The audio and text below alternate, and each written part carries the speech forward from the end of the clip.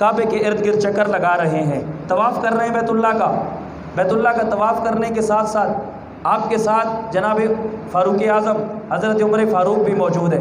حضرت عمر فاروق اعظم جب یہ پہنچے نا مقام ابراہیم پر، حضرت عمر فاروق نے کہا یا رسول اللہ 2 منٹ کے لیے ٹھہر جائیے۔ حضور ٹھہر گئے۔ کہا عمر کیا بات ہے؟ کہا یا رسول اللہ میں چاہتا ہوں یہاں پر ہمارے جد امجد جناب سیدنا ابراہیم نے بڑی قربانیوں کے بعد یہاں پر کھڑے ہو کر مقام ابراہیم پہ کھڑے ہو کر آپ نے اس بیت اللہ کی تعمیر کی تھی، میرا دل چاہتا ہے کہ ہم یہاں پر 2 رکعت نفل ادا کریں۔ حضور نے فرمایا عمر میں کیسے نفل ادا کر لوں جبکہ یہ تو شریعت کا حصہ ہی رہی ہیں۔ اور آپ نے سنا ہوگا کئی مرتبہ سورہ نجم پارہ نمبر 27 قرآن کہتا ہے ان ہوا الا وحی یوحا، حضور اسلام کے بارے کے خلاف کوئی نہ بات کرتے تھے اور نہ اسلام کے خلاف کوئی کام کیا کرتے تھے، آپ کا قول اور فعل وہی ہوتا جو اللہ کی طرف سے حکم الہی ہوا کرتا تھا۔ آپ علیہ الصلوۃ والسلام نے فرمایا عمر ابھی تک تو اس نوافل کے بارے میں حکم نہیں آیا، حکم آئے گا تو ہم ادا کریں گے۔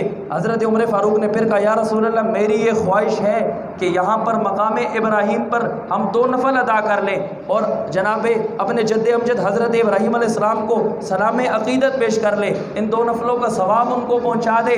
حضرت عمر فاروق کی یہ خواہش تھی، یہ الفاظ آپ کی زبان مبارک سے نکلے، اللہ نے یہاں پر بھی قرآن اتار دیا، فرمایا وَاتَّخِذُوا مِن مَّقَامِ إِبْرَاهِيمَ مُصَلًّى۔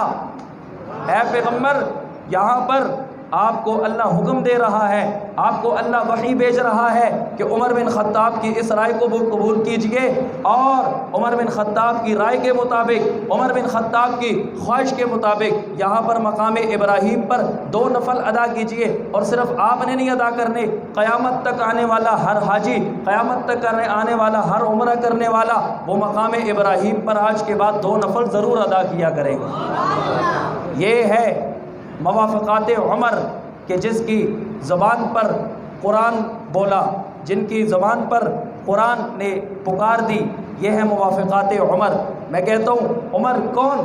جس کی آنے کے بعد حضرت فاروق اعظم رضی اللہ تعالیٰ عنہ کے آنے